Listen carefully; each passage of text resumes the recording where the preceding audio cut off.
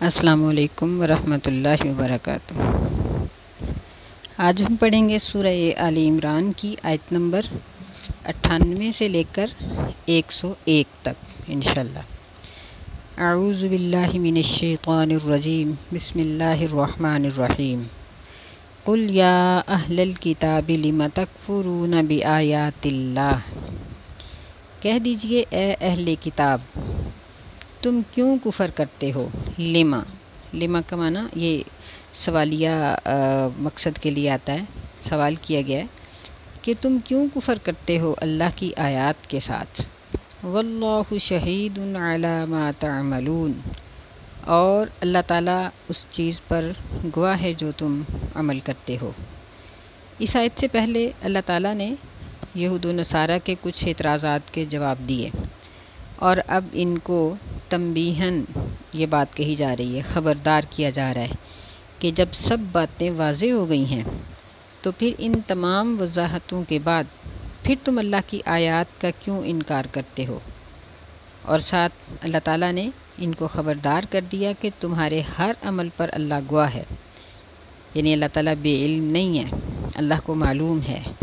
قل یا اہل الکتاب لم تصدون عن سبیل اللہ من آمن تبغونہا عوجا، کہہ دیجئے اے محمد صلی اللہ علیہ وسلم، یا اہل الکتاب، اے اہل کتاب۔ اہل کتاب سے مراد یہود و نصارہ دونوں ہی ہیں۔ ویسے تو مسلمان بھی اہل کتاب ہیں، بلکہ یہ سب سے زیادہ اعلیٰ درجے کے اہل کتاب ہیں کہ اللہ تعالیٰ نے ان کو کتاب دی ہے، لیکن بعض الفاظ بعض لوگوں کے لیے مخصوص ہو جاتے ہیں، تو اگرچہ ان کا مفہوم پہلے عام ہی ہوتا ہے لیکن مخصوص ہو جانے کے بعد پھر وہ دوسرے پر نہیں بولا جاتا۔ تو ایسے ہی اہل کتاب کا لفظ یہ یہود و نصارہ دونوں کے لیے قرآن مجید میں استعمال کیا گیا ہے، اس لیے اس سے مراد مسلمان نہیں ہے۔ فرمایا کہ لم تصدون، تم کیوں روکتے ہو اللہ کی راہ سے۔ صد یصد سے یہ ہے فعل مضارع جمع حاضر کا صیغہ ہے کہ تم اللہ کی راہ سے کیوں روکتے ہو اس شخص کو جو ایمان لے آتا ہے۔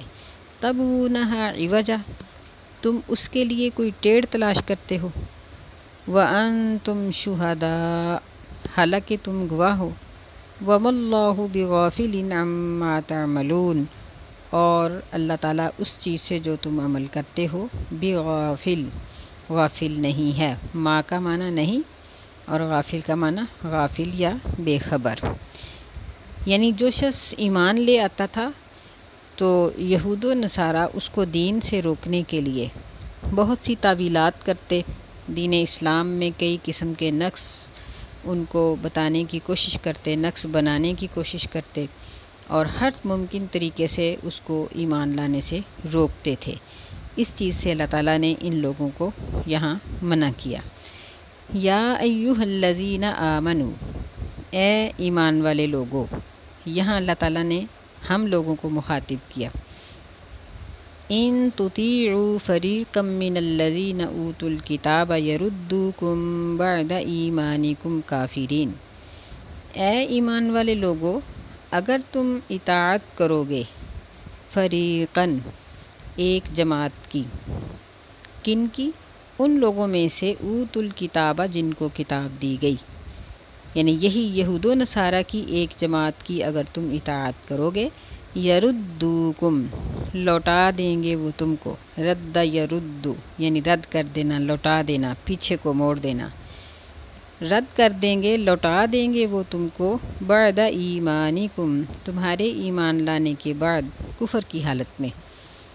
یعنی پہلے اللہ تعالیٰ نے ان کو یہ بات کہی ہے کہ تم اللہ کی آیات کا انکار کیوں کرتے ہو، اور دوسرا کہ تم اللہ کی راہ سے روکتے کیوں ہو، اور تیسری یہ بات کہی کہ تم دین میں نقص تلاش کرنے کی کوشش کرتے ہو، اور چوتھی بات یہ کہی کہ تم خود بھی گواہ ہو کہ یہ دین سچا ہے، برحق ہے، مفید ہے، بے ضرر ہے، تو پھر تم اس طرح کیوں کرتے ہو۔ تو دیکھیں کہ یہ چاروں چیزیں آج ہم مسلمانوں کے اندر بھی آ چکی ہیں تقریباً۔ اللہ کی آیات کا انکار کرنا، دیکھیں کہ ہمارے بہت سے مسلمان بے شمار احکامات کے منکر ہیں۔ آپ ان مردوں کو دیکھیں کہ جو داڑھی نہیں رکھتے، حالانکہ یہ فریضہ ہے، یہ سنت نہیں ہے، یہ واجب ہے۔ نبی علیہ السلام کا حکم ہے کہ داڑھی کو بڑھاؤ اور مونچھوں کو کاٹو، لیکن ان کا عمل اس کے خلاف ہے، تو یہ اللہ تعالیٰ کی آیات کا انکار ہے۔ اور پھر عورتوں کی بے پردگی، پھر مردوں اور عورتوں میں ایسے ایسے فیشن جو غیر اسلامی ہیں، پھر اسی طرح کھانے پینے میں سود اور دیگر یہ تمام بینک کے معاملات کی ملاوٹ، اور بینکوں سے ایسے ایسے نفع جو سود کے ضمن میں آتے ہیں، ایسی ایسی کمیٹیاں اور ایسے ایسے معاملات جن کے اندر سود ہے، اور پھر یہ کہنا کہ آج کل سود کے بغیر گزارا نہیں ہے، یہ سب اللہ کی آیات کا انکار ہے۔ واللہ شہید، یعنی اللہ تعالیٰ تو گواہ ہے، اللہ کو خوب معلوم ہے کہ ہم لوگ اندر سے اس بات کو جانتے ہیں، لیکن اوپر سے ہم انکار کر رہے ہیں۔ اسی طرح گھریلو سطح پر، خاندانی سطح پر، ملکی سطح پر اگر دیکھا جائے تو اسلام ہمارے اندر نہ ہونے کے برابر رہ گیا ہے۔ تو اللہ کے بڑے احکام ہوں یا چھوٹے، انکار ہی لکھا جاتا ہے۔ پھر اسی طرح اللہ کی راہ سے روکنا، آپ دیکھ لیں کہ اگر خاندان میں سے کوئی شخص اپنے کسی ذہین بچے کو، سمجھدار بچے کو کسی جامعہ میں یا حفظ کے لیے یا ترجمہ و تفسیر کے لیے داخل کر دیتا ہے یا عالم بنانے کا ارادہ کرتا ہے، تو سارا خاندان اس کو اجنبی نظروں سے دیکھتا ہے اور اسے ملامت کرتا ہے کہ بھئی کیوں بچے کا تم ستیہ ناش کر رہے ہو، یہ کمائے گا کہاں سے، یہ کھائے گا کہاں سے۔ ہم لوگ یہ نہیں سوچتے کہ اللہ تعالیٰ نے ساری دنیا کی جو مخلوق ہے ان کے کھانے پینے کی ذمہ داری خود لی ہوئی ہے، ایک۔ دوسرا، مسلمانوں کے لیے خاص طور پر اللہ تعالیٰ نے ذمہ داری لی ہے، قرآن مجید میں بہت سی جگہوں پر ذکر آتا ہے جس میں مسلمانوں کے لیے خاص اللہ تعالیٰ کے انعامات ہیں، دو۔ تیسرا، پھر عالم دین کے لیے اللہ تعالیٰ کے انعامات اور اللہ تعالیٰ کے جو اس کے اوپر اکرامات ہیں وہ علیحدہ سے ہیں۔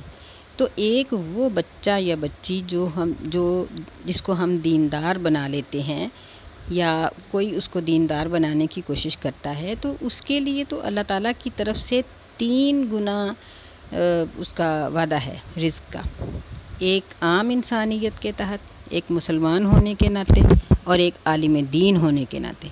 لیکن ہم اللہ کی راہ سے روکتے ہیں۔ کوئی برقع پہن لے تو ہم اس کو روکتے ہیں کہ تم کیا کر رہی ہو، بچی دوپٹہ اوڑھ لیتی ہے تو ہم اس کو روکتے ہیں کہ یہ کیا مائی بن گئی ہو، یہ کیا مولویانی بن گئی ہو۔ دین کے کاموں سے ہم بیٹوں کو، بیٹیوں کو روکتے ہیں۔ ہم لوگوں کو اللہ تعالیٰ سے ڈرنا چاہیے۔ من آمن تبغونہا عوجا، کہ ایمان لانے والوں کے لیے ان کے دین کے کاموں میں ہم کوئی نہ کوئی نقص تلاش کرتے ہیں، تو دیکھیے کہ ہم نقص نہیں تلاش کرتے کہ تم دوپٹہ اوڑھتی ہو تو تمہارا رشتہ کیسے ہوگا، تمہارے جیسے لوگ کہاں سے ملیں گے، یہ لمبی لمبی نمازیں نہ پڑھا کرو، یہ ایسے نہ کیا کرو، ویسے نہ کیا کرو۔ یہ سب چیزیں روکنے کی نہیں ہیں۔ اتنی سچی نہ بنو، اتنی دیندار نہ بنو، اتنی مومنہ نہ بنو۔ ان چیزوں کو ہم نے مولوی کے نام کو ہم نے تانا بنا لیا۔ تو یہ سب کچھ کیا ہے؟ یہ اللہ کے دین سے روکنا نہیں تو اور کیا ہے؟ اللہ تعالیٰ نے ایسے لوگوں کی مذمت کی ہے۔ ہمیں چاہیے کہ ہم اپنے آپ کو ایسے لوگوں میں شامل ہونے سے بچائیں۔ اللہ تعالیٰ نے اسی لیے اس کے بعد مومنوں کو مخاطب کر کے کہا کہ اگر تم اہل کتاب کے قدموں پہ قدم رکھو گے، ان کی اطاعت کرو گے، تو وہ تو دین سے تمہیں رد کر دیں گے۔ تو دیکھ لیجئے، اب ایسے ہی ہے نا، مسلمانوں کے اندر وہ تمام اخلاقی برائیاں ہیں جن سے قرآن اور حدیث میں منع کیا گیا ہے، اور وہ تمام خوبیاں جو مسلمان میں ہونی چاہیے تھی وہ ختم ہو گئی۔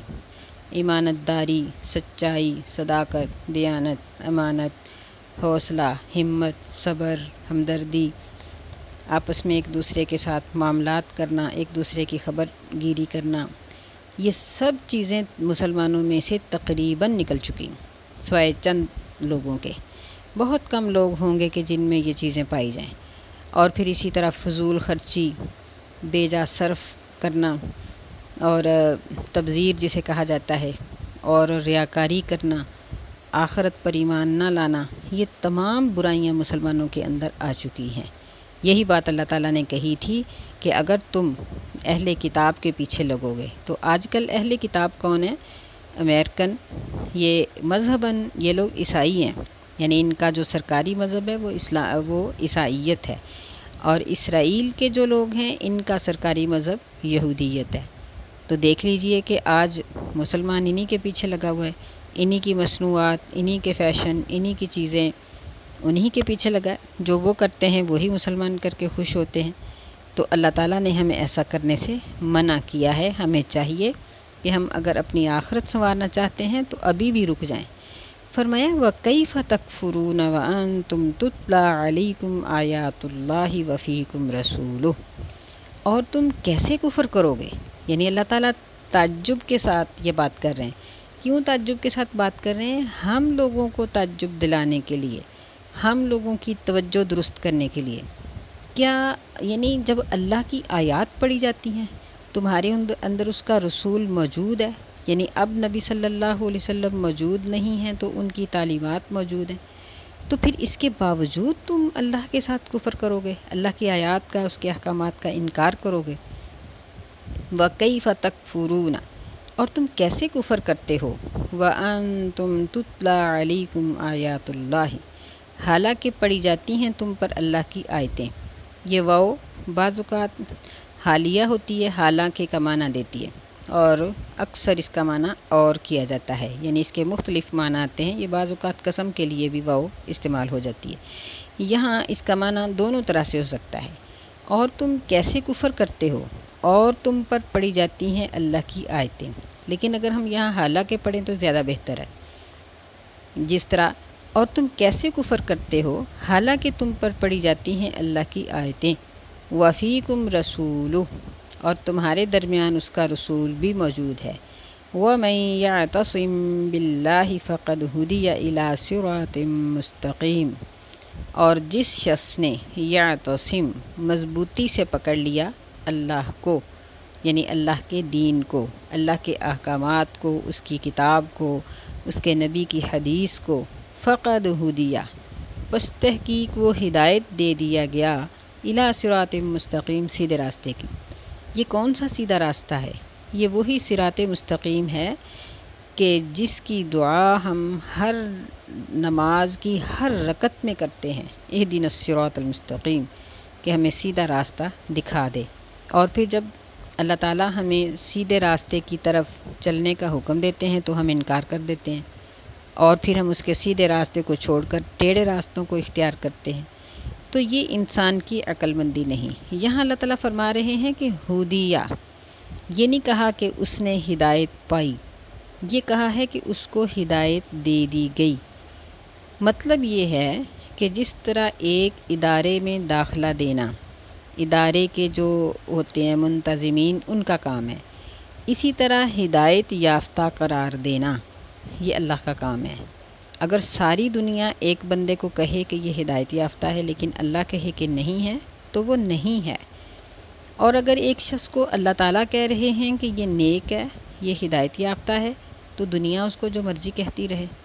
جب اللہ نے اس کو بخش دیا، اس کو جنت میں بھیج دیا، تو بس ٹھیک ہے، وہ ہدایت یافتہ ہے۔ تو فرمایا کہ ہدایت وہی شخص دیا جائے گا جس نے اللہ کی رسی کو مضبوطی سے پکڑ لیا۔ تو ہم اللہ کے دین کو کس طرح مضبوطی سے پکڑیں گے؟ جانے بغیر، سمجھے بغیر نہیں۔ اس کام کے لیے ہمیں یہ ضروری ہے کہ ہم خود قرآن کو پڑھیں اور نبی علیہ السلام کی حدیث کو دیکھیں، اور خود دیکھیں کہ انہوں نے ہمیں کیا کہا، بجائے اس بات کے کہ ہم مروجہ لوگوں کے پیچھے لگ کر جھوٹی سچی باتوں پر ایمان لے آئیں۔ اللہ تعالیٰ سے دعا ہے کہ وہ ہمیں دین اسلام پر عمل کرنے کی توفیق عطا فرمائے، آمین یا رب العالمین۔ السلام علیکم ورحمۃ اللہ وبرکاتہ۔